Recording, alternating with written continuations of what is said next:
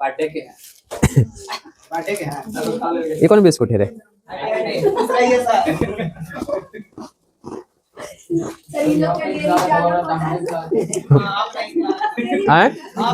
खिलाएंगे, अरे खिलाएंगे भाई। देखो चीन का यात्री था, कहाँ का था? चीन का। 629 में भारत आया था।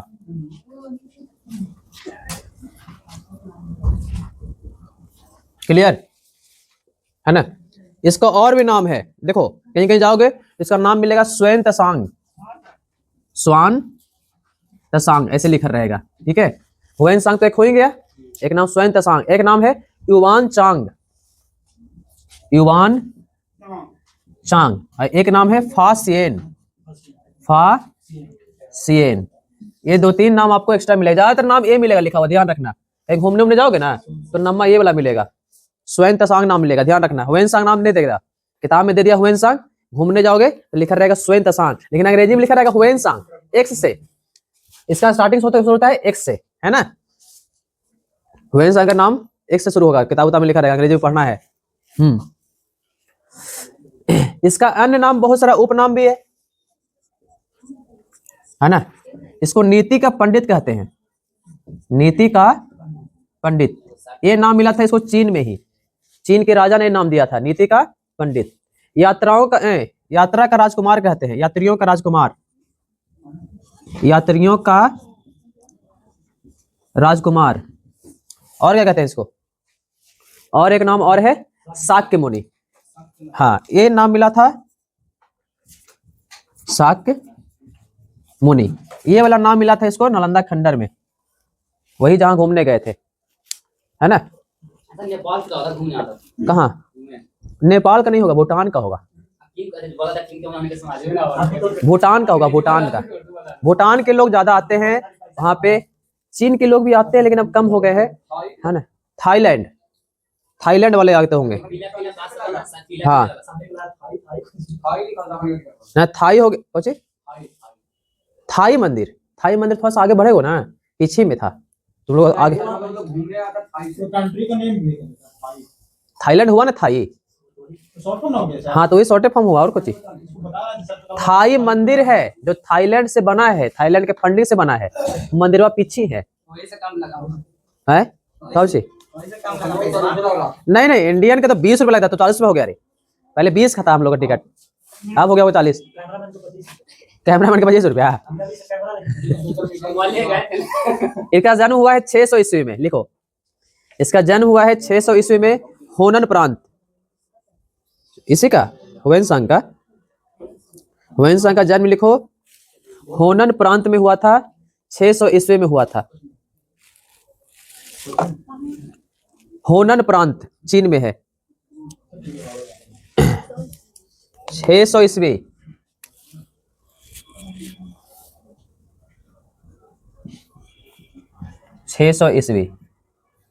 होनन प्रांत, ये चीन में पड़ता है, होनन प्रांत। क्लियर हो गया? देखो जब भारत आया तो 629 में आया, और 600 कितना तक रहा? 645 तक। कितना बरस रहा? हाँ 44 तक, 644 तक रहा।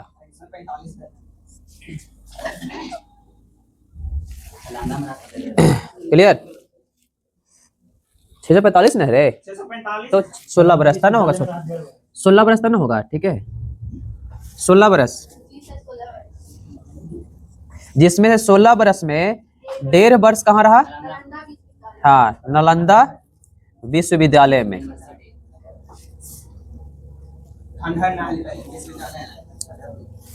खंडर नाम चेंज हो जाएगा नालंदा का, ध्यान रखना।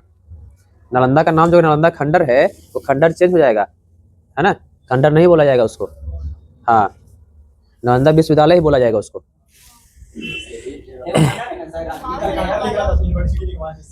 तो नालंदा विश्वविद्यालय बनवे किया वो राजगीर में, राजगीर में बना ना जी, तो उसी के तर्ज पर बना है वो। जिस समय ये आया था नालंदा विश्वविद्यालय में, उसमें नालंदा विश्वविद्यालय के प्राचार्य ये ध्यान रखना, बहुत बार भी क्वेश्चन पूछा है।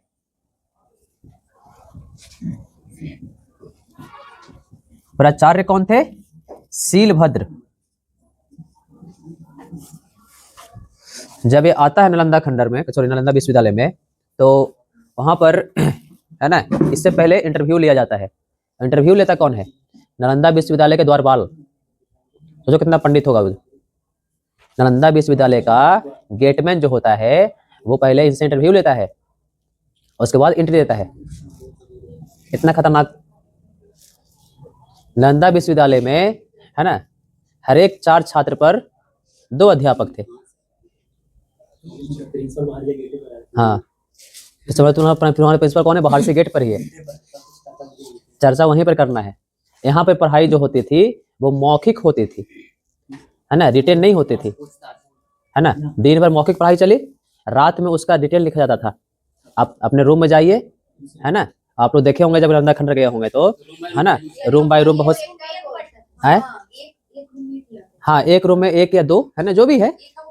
हाँ, तो अपने रहते थे, और वो रात में देखे होगे ढिबरी उबरी रखा हुआ, है ना। हाँ, उसके बाद फिर आप लोग देखोगे रानी धरोहर बोलते थे, उसमें रानी रहा करती थी। एक बड़ा सा बिल्डिंग है ना, जो बाहर हर एक फोटो मिलता है, तो उसमें रानी धरोहर बोलते हैं उसको। रानी धरोहर इसलिए बोलते हैं कि उसमें रानी मतलब आती थी, रुकती थी। जो राजा रानी आते थे ना, तो वहीं पर रुकते थे। रुकने का वो जगह था, उनका मेन जगह वही था। जैसे बिल्डिंग होता है ना कि डायरेक्टर आए तो वहाँ पर रुके, तो वही कहानी थी। राजा रानी को रुकने का वो जगह था। कुछ दिन पहले तक वो रानी धरोहर खुला हुआ रहता था, अब तो कुछ नहीं, आप लोग चढ़ने भी नहीं दिया होगा इस बार। हाँ तो हम जब लगता है कि जब 2005-6 में थे, 4-5 में, तो उस पर चढ़ा करते थे रानी धरोहर पे, हैं। फिर हमारे गांव का पता नहीं एक आदमी था, वो लड़ लिया अपने, जाकर चढ़ के कूद गया। रानी धरोहर तब से बंद हो गया। 2007 की घटना है। हाँ, आप लोग देखे होंगे कि जो नालंदा विश्वविद्यालय, हाँ, तो उसमें जितने लोग आते हैं ना, भूटान उटान वाले लोग, तो वो दान करके जाते हैं। नहीं तो खोल के निकालता है उसको खोल के निकालता है। डॉलर का जो है ना, है, हाँ, नहीं खोल के निकालता है, जैसे घुसता है अंदर, लोग जाते हैं अंदर, घुस के निकालते हैं फिर उसको। फिर रानी धरोहर बंद हो गया। फिर पता नहीं लगता है कि हम लोग 14-15 तो ऊपर चढ़े थे, दीवार पे चढ़ के खेलते थे। फिर पता नहीं उस पर भी कोई गिरा, तो ऊपर चढ़ना ही बंद हो गया। मतलब जहाँ जितना घूमना है सब नीचे नीचे ही घूमिए। उसमें 7 आंगन है, आप लोग गए होंगे, देखे होंगे। 7 आंगन आपको दिखेगा। आप लोग 3-4 देखे होंगे, बाकी छोड़ दिए होंगे। आगे तक जाते ना, एकदम आगे तक, तो 7 आंगन आपको पूरा का पूरा दिखता। 7 आंगन है, 7 में स्टूडेंट रहते, 7 का अलग अलग अपना प्राचार्य होते, मतलब हेडमास्टर साहब, अपना अपना वार्डन, है ना। और बाकी दिन में जो है आपको पढ़ाई करना है, बाहर से आकर बाहर मतलब पढ़ाई करते, वो मौखिक पढ़ाई होती। हर एक में मतलब अति पे 2 टीचर होते, 4 स्टूडेंट पे 2 टीचर, ऐसे थी वहाँ की पढ़ाई। बाकी हर एक में देखे होगे, कुआं देखे होगे, हर एक में, है ना, क्या बोलते हो आप, चूल्हा देखे होगे। वहाँ पे रसोईया था, वहाँ पे रसोईया विद्वान था। नालंदा विश्वविद्यालय में रसोईया विद्वान था। हाँ। फिर आप अगर अभी तो म्यूजियम तो घूमने नहीं दिया होगा आप लोग को, क्योंकि म्यूजियम अभी तो अच्छा अति चल रहा है, वो बनवा रहा है, फिर से रेनोवेशन चल रहा है। तो आप अगर इस तरफ खंडर है ना, उसके सामने जस्ट म्यूजियम है। म्यूजियम में आप लोग बहुत पहले गए होंगे, तो गए होंगे, हम तो गए हैं। उसको थोड़ा सा रेनोवेशन करवा रहा है, मतलब थोड़ा बड़ा बना रहा है और थोड़ा सा डिजिटल बना रहा है। तो वो जब शुरू होगा तो आप लोग देखना, वहाँ पर जितना भी साक्ष्य यहाँ से निकला है वो सारा साक्ष्य रखा हुआ है म्यूजियम में। जितना भी साक्ष्य निकलता है ना, वो म्यूजियम में रखा जाता है। किताब है, जला हुआ चावल है ना, मटके हैं, जो भी बहुत सारी चीजें हैं, तो वो सब रखा जाता है उसका। और वही म्यूजियम के पीछे हमारा गाँव है सारिल चक, हमारा नानी घर है ना, तो सारिल चक है। सारिल चक नाम क्यों रखा है हमारा नानी घर का? हमारा नानी घर का नाम सारिल चक इसलिए है कि वहां पर बुद्ध के सबसे प्रिय शिष्य, उनका जन्म स्थान है सारीपुत्रा। नाम सुने होंगे सारीपुत्रा का? तो उनका जन्म स्थान हमारे ही गांव में हुआ है। लेकिन दुर्भाग्यवश जिस स्थान पर आप लोग कभी घुमाने ले जाएंगे तो ले जाएंगे, वहां पे दुर्भाग्यवश उस जगह को खंडर में बदल दिया गया। खंडर बन गया है, वो तो गवर्नमेंट की गलती है। स्टार्टिंग में जब नीतीश की गवर्नमेंट बनी थी, तो स्टार्टिंग में कुछ प्रोजेक्ट आया था, वहां पे बने थे, लेकिन उसके बाद वो प्रोजेक्ट अभी भी उसी है, और वहीं पत्ते उत्ते बिखरे पड़े हुए रहते हैं। कुछ लोग आते हैं, जैसे जिनको पता होता है कि सारीपुत्रा का जन्म यहाँ पर हुआ, तो कुछ विदेशी आते हैं, मतलब सर्च करके तो आते हैं हमारे गाँव में, घूमते हैं। घूमने के बाद फिर नहीं मिलता है वैसा चीजें, तो चले जाते हैं। छोटा सा सिर्फ मकान है। कहना लेके चलेंगे अगला साल। तो यही है नालंदा खंडर की कहानी। नालंदा विश्वविद्यालय से आगे बढ़ोगे तुम लोग तो आप लोग पूछना वहां पर, ये मत बोलना कि सुवेन तसांग का मंदिर कहाँ है, ये हुएन सांग का मंदिर कहाँ है, पूछना कि तुम लोग नौलखा मंदिर कहाँ है। तो वहां पर ऑटो वाला जो है नौलखा मंदिर 5 रुपये लेगा, वहां पर नौलखा मंदिर पहुंचा देगा। नौलखा मंदिर इसलिए कि 9 लाख में बना था वो 1992-93 में ना, 9 लाख में बना था, इसलिए नाम रखा गया था नौलखा मंदिर। और वो मंदिर है हुएन सांग का मंदिर है, ध्यान रखना। वो मंदिर अंदर घुसोगे ना तो हुएन सांग की जितनी भी कृतियां हैं, हुएन सांग कैसे कैसे आया है ना, किस किस रास्ते से चला, कैसे कैसे उसको क्या क्या मुश्किलें हुई, किस किस से मिला, वो सारा दर्शाया हुआ है बहुत बड़ा दीवार में। बस समझ गई, हिंदी में लिखा हुआ है नीचे सिलपट पर बहुत सारी चीजें। उसके आगे बढ़ोगे उसके आगे बढ़ोगे उसी रूट में तो आपको मिलेगा जैन मुनि। अब वहां शुरू हो जाएंगे जैन मुनि, बुद्ध भगवान बोलो फिर पीछे खत्म हो गया, आगे बढ़ोगे तो जैन मुनि। तो जैन मुनि वाले मिलेंगे आपको। जैन के प्रथम तीर्थंकर कौन थे? सबसे पहला वाला जैन धर्म के सबसे प्रथम तीर्थंकर कौन थे? सबसे प्रथम तीर्थंकर कौन थे जैन के? मारेंगे ये लोग के जैन पढ़ाए है ना, तो सबसे पहले कौन थे? आए श्वेतांबर दिगंबर में सबसे पहले व्यक्ति कौन थे? 24 को पढ़ाया है ना, 24 में पहले कौन थे सबसे पहले? ऋषभ देव। तो वहां से आगे बढ़ोगे तो लेफ्ट साइड में थोड़ा सा आगे, ज्यादा नहीं, एक आध दो बास आगे, तो लेफ्ट साइड में ऋषभ देव का मंदिर मिलेगा। बहुत कम लोग वहां पे जाते हैं और जानते ही बहुत कम लोग ऋषभ देव का मंदिर है, ठीक है। फिर वहां से जब थोड़ा सा 1-1.5 किलोमीटर आगे बढ़ोगे तो आपको मिलेगा महावीर मंदिर, महावीर स्थान जो बोलते हैं हम लोग, जैन मंदिर बोलते हैं उसको। तो वहाँ पे 24वें गुरु महावीर के पूरा का पूरा जन्म स्थान वगैरह अच्छा खासा डेवलप हो गया वहाँ पे अब, तो वो सारे मिलेंगे।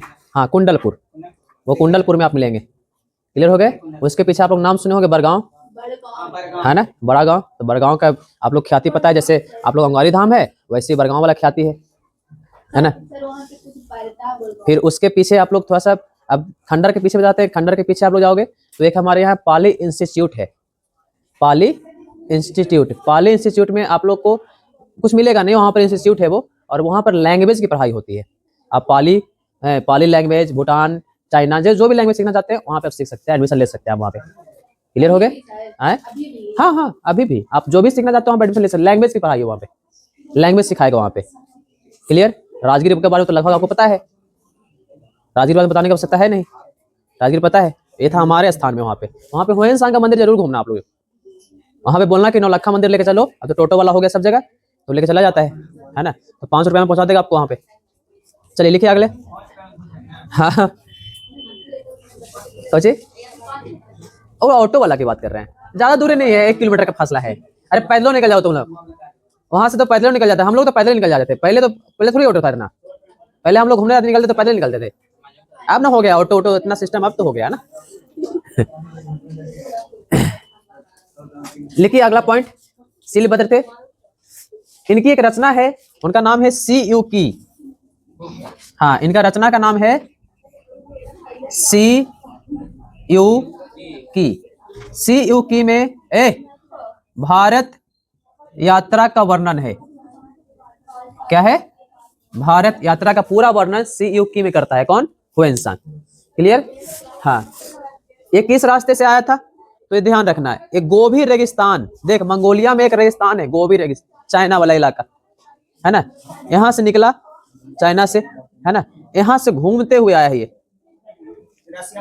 हाँ गोभी रेगिस्तान, समरकंद, ये सब घूमते हुए आया है, मध्य एशिया ऐड होते हुए आया है, ये इंडिया में प्रवेश किया है। क्लियर हो गए? तो लिख सकते हो। हाँ एक क्वेश्चन और बता दें, तुम लोग सबसे पहला क्लास ये बताए थे कि भारत का नाम जो है, एक नाम आता है इंतु, इंतु नाम इसी ने दिया था, है ना, तो चीनियों ने इंतु नाम दिया था, चीनी में कौन? हुएन सांग। क्लियर हो गए? लिख लो, एक पॉइंट लिख सकते हो कि भारत को क्या बोला? इंतु बोला, भारत को क्या बोला? इंतु बोला। क्लियर हो गए? ये तो है इसका सी यू की, जिसमें भारत यात्रा का वर्णन है। लेकिन आप पूछोगे सर तो इसका किताब के बारे में कोई व्यक्ति जो लिखा होगा, है ना, तो हुएन सांग की जीवनी जिसने लिखी है वो व्यक्ति मॉडर्न हिस्टोरियन है, उसका नाम है हीली। चीन का ही व्यक्ति है लेकिन मॉडर्न हिस्टोरियन, ध्यान रखना ये एंशिएंट हिस्ट्री है ना, और वो मॉडर्न में है। 1900 ईस्वी के बाद इसका इतिहास लिखा गया, इसका इतिहास, इसका हुएन सांग का इतिहास। क्लियर? हुएन सांग की किताब है सी यू की, आपको मार्केट में उपलब्ध मिल जाएंगे, है ना, 200-400 रुपए में किताब मिल जाएगा, मोटी किताब है, आप लोग पढ़ सकते हो उस किताब को। तो हीली एक व्यक्ति है। हाँ तो हुएन सांग का इतिहास किसने लिखा? हीली, हाँ हीली एक व्यक्ति का नाम है, ध्यान रखना है। क्लियर हो गया।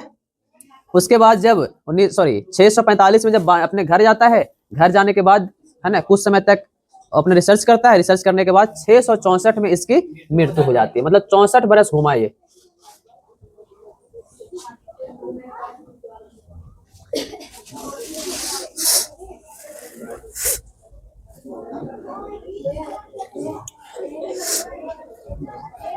क्लियर हो गए।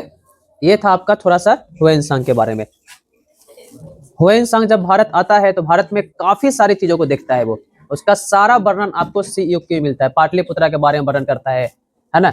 उसके बाद फिर वो दक्षिण के बारे में थोड़ा सा वर्णन करता है।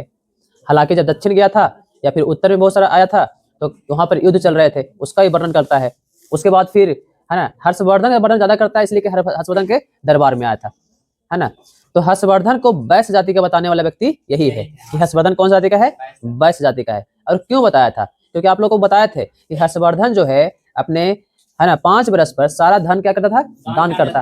हर्षवर्धन का माइंड जो है वो ज्यादातर बिजनेस माइंड चलता है ना। आखिरकार दान करने के पीछे भी तो रीजन है, आगे धन आना भी तो चाहिए। तो जितनी सिस्टम हर्षवर्धन ने बना रखी थी वो सारा एक तरह से बिजनेस माइंडेड था वो हर्षवर्धन। इसीलिए बोलता है ये कि हर्षवर्धन क्या है, वैश्य जाति का है। क्लियर। 1.5 बरस तक इसने नालंदा विश्वविद्यालय में रहा। नालंदा विश्वविद्यालय में रह करके इसके बाद गया तो अंतिम व्यक्ति आता है ना हुएनसांग के बाद सुंग्यून। सुंग्यून जब आएगा तो सुंग्यून के समय नालंदा खंडर सुंग्यून को नहीं मिलेगा, क्योंकि उस समय बख्तियार खिलजी नालंदा खंडर को जला दिया होगा, नष्ट कर दिया होगा। बात समझे। तो नालंदा खंडर के विश्वविख्यात बहुत सारे रहे हैं। इतना विश्वविख्यात नालंदा खंडर रहा है कि बाहर से लोग आते थे, पढ़ाई करते थे। वहां पढ़ाई किस चीज की होती थी, तो ज्योतिष की पढ़ाई होती थी, आयुर्वेदिक पढ़ाई होती थी, है ना। बाकी हिंदू धर्म और बौद्ध धर्म दोनों की पढ़ाई होती थी। धार्मिक स्वावलंबी पढ़ाई होती थी। बस समझोगी। तो हाल फिलहाल जब क्वेश्चन पूछ सकता है नालंदा विश्वविद्यालय की ख्यातियां क्या रही है, नालंदा विश्वविद्यालय में कौन आया था, क्योंकि क्वेश्चन तो हर इसी से बन सकता है आपको। नया नालंदा विश्वविद्यालय देखो, नया नालंदा विश्वविद्यालय बनाने का प्रोजेक्ट जो है वो आया था 2009 में ही, है ना, राजगीर में नए तर्ज पर, जो आपका बना हुआ दिख रहा है, जिसका हाल फिलहाल में 2024 में उद्घाटन हुआ था। मोदी जी किए थे, आप लोग नाम सुने होंगे, है ना, यूट्यूब पे देखे होंगे कि नालंदा विश्वविद्यालय का उद्घाटन हो रहा है। तो वो प्रोजेक्ट आया था 2009 में। हालांकि सेंट्रल प्रोजेक्ट है, बता देते हैं आप लोग को, क्योंकि नालंदा विश्वविद्यालय सेंट्रल यूनिवर्सिटी है, ना कि राज्य की यूनिवर्सिटी है। आप लोग को पता होना चाहिए, है ना। जैसे आप लोग का जो पाटलिपुत्रा है, मगध है, ऐसे वो यूनिवर्सिटी जो है आपके राज्य के हैं। क्लियर। हाँ, बाकी वो जो उसका प्रोजेक्ट है वो क्या है, सेंट्रल प्रोजेक्ट है और सेंट्रल यूनिवर्सिटी है वो। क्लियर हो गए। हाँ, इसका प्रोजेक्ट का जो बनने का समय था वो था 2009 से स्टार्टिंग हुआ था, तो 9 में कुछ हुआ नहीं। फिर मोदी जी का गवर्नमेंट आई तो 2016 में इसका प्रोजेक्ट का फिर से इसका उद्घाटन हुआ और फिर से बनना शुरू हुआ। 2024 में फिर उद्घाटन हो गया और हमको एक नालंदा यूनिवर्सिटी मिल गया है वर्तमान में। तो ये छोटी सी कहानी है नालंदा यूनिवर्सिटी की। क्लियर हो गए, याद हो गया इतना। चलो जाओ।